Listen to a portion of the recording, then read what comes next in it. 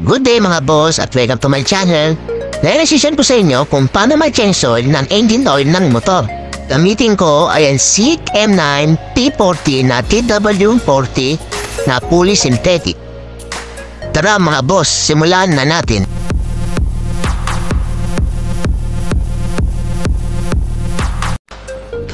Good day mga boss, bali ito po aking motor, isang automatic scooter. Dito po makikita ang kanyang drain plug sa bandang ilalim. Ito po ay 17mm. Pero pong isang plug niya sa may kabila, puntahan po natin.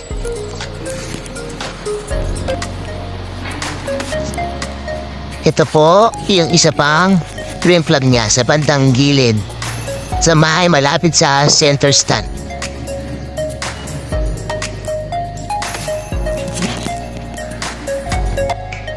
Ngayon po mga boss ay sasanin po natin yung sobrang engine oil sa kabilang lagayan.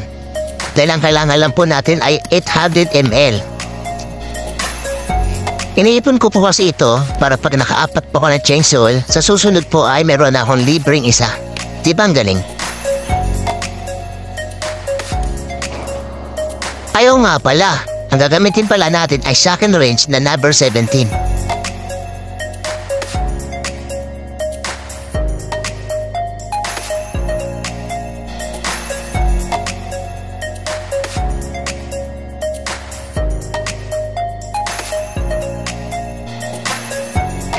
Yan mga boss, aabot na sa 800.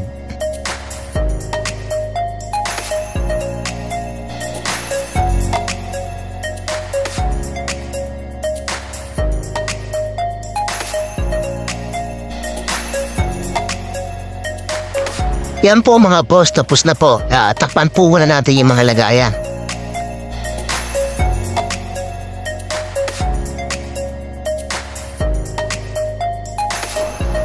Ngayon po mga boss ay buksan na po natin ang drain plug sa gilid gamit ang 17mm na socket wrench.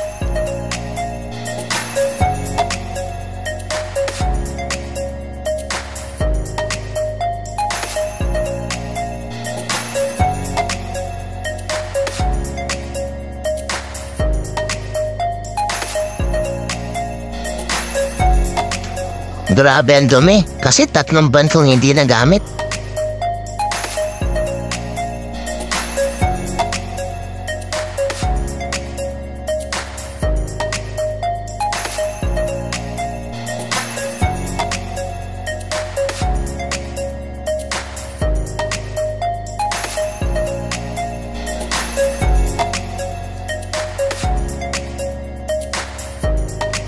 Kapag wala na pong tumutulo, pwede nyo na pa ibalik yung drain cap.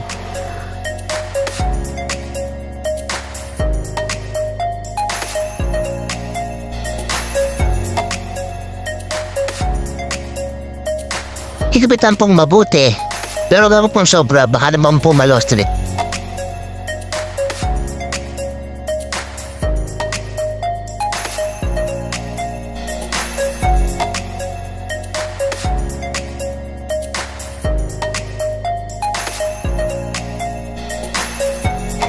Ngayon po mga boss, buksan na po natin ang ating oil dipstick.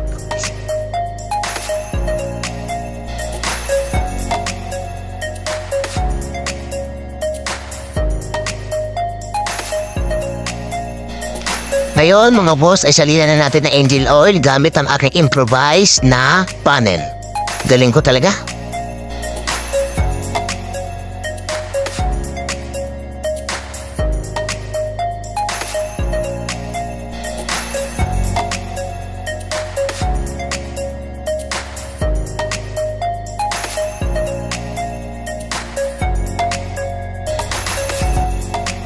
Pagkatapos na po ay balik na po ang dipstick at isa na pong mabuti.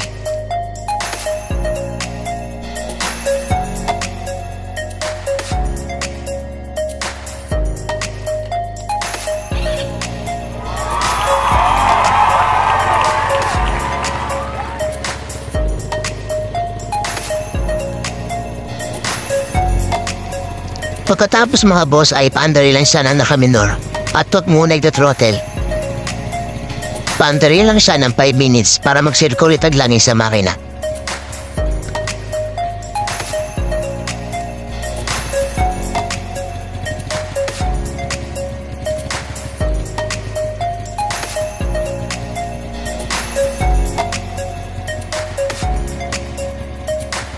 Sana po ay meron rin konti natutunan sa aking munting vlog. Maraming salamat po.